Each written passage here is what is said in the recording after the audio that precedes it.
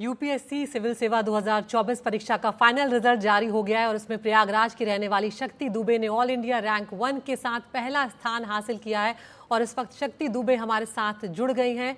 शक्ति, बहुत बहुत स्वागत है आपका एनडीटीवी इंडिया पर। और सबसे पहले आपको बहुत बहुत बधाई। जब रिजल्ट आपने देखा तो सबसे पहला रिएक्शन क्या था आपका और आपके परिवार वालों का? Thank you so much ma'am, thank you so much. Result आया था तो मैंने पहले पीडीएफ जब डाउनलोड की और मैंने अपना नाम सर्च करना शुरू ही किया था कि सबसे पहले मुझे मेरा नाम दिखा।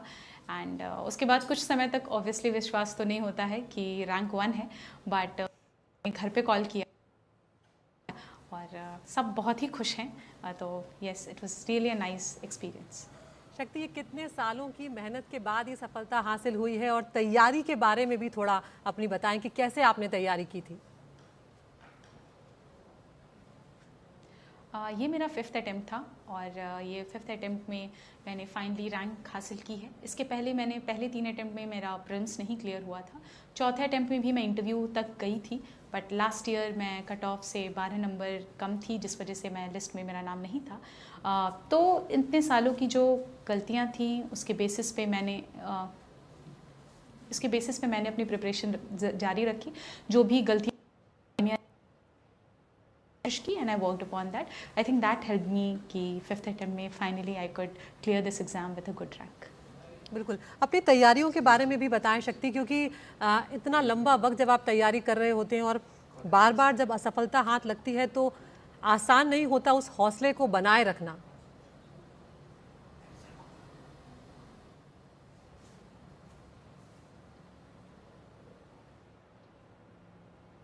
शक्ति, आप सुन पा रही हैं हमें?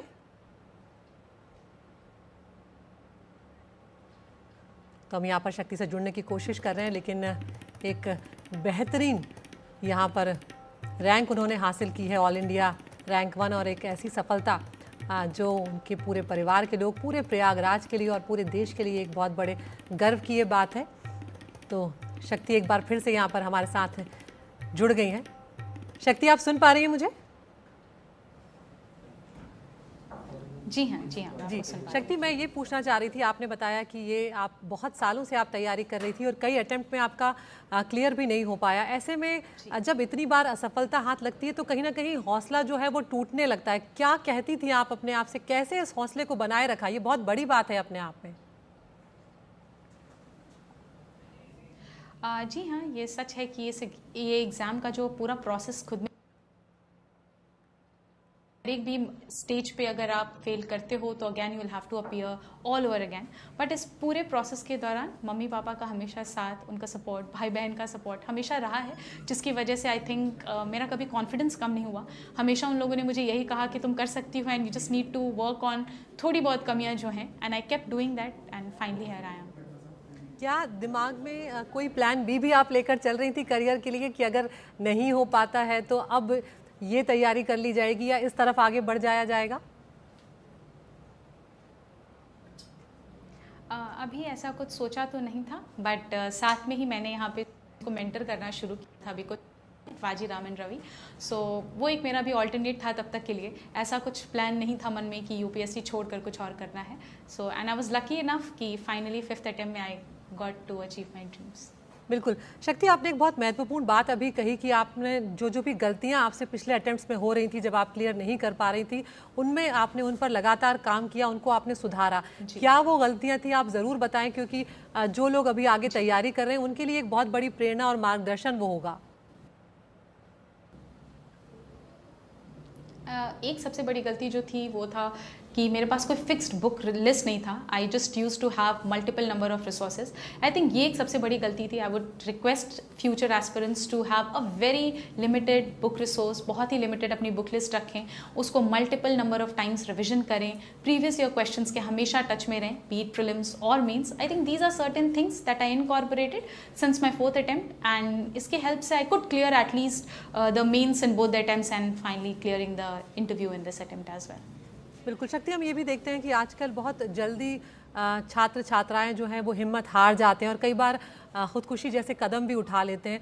क्या आप कहना चाहेंगी वो लोग जो मायूस हो जाते हैं या इस वक्त आपको देख रहे हैं, क्या संदेश आप देना चाहेंगी?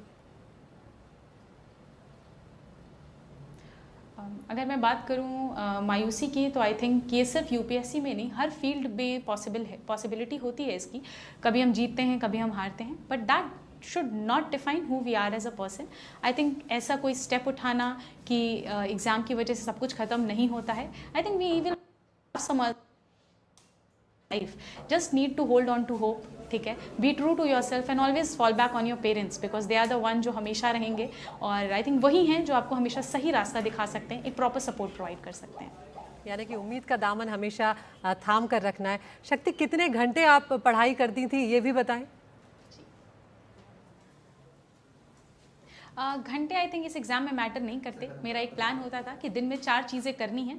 अब कभी वो 8 घंटे में पूरी हो जाती थी, कभी वो 10 घंटे भी लग जाते थे। मेंस के टाइम में वो बढ़कर 12 घंटे भी हुए हैं।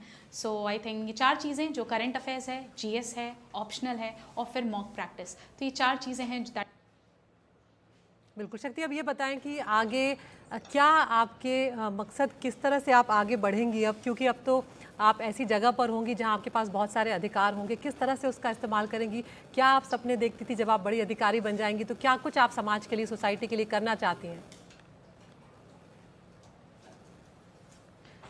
क्योंकि मैं यूजुअली मेरा एक रूरल बैकग्राउंड से मेरे पेरेंट्स भी आते हैं, और मैं भी काफ़ी टाइम वहाँ पे मैंने भी बिताया है।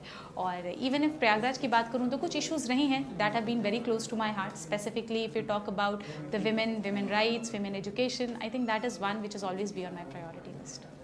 बिल्कुल, तो आप कहाँ देखती हैं आज शक्ति महिलाओं की स्थिति को अपने देश में? क्योंकि कहीं पर हम देखते हैं कि एक तरफ बहुत आगे भी बढ़ रहे हैं, लेकिन एक तरफ हम देखते हैं कि अभी भी बहुत कुछ ऐसा है जहाँ पर सुधार किए जाने की गुंजाइश बाकी है।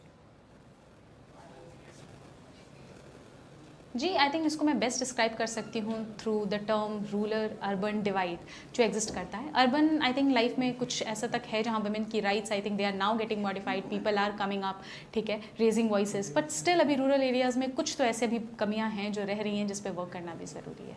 बिल्कुल शक्ति, बहुत बहुत शुभकामनाएं आपको आगे के लिए, बेस्ट विशेज़, और हम सबको आप पर बहुत गर्व है।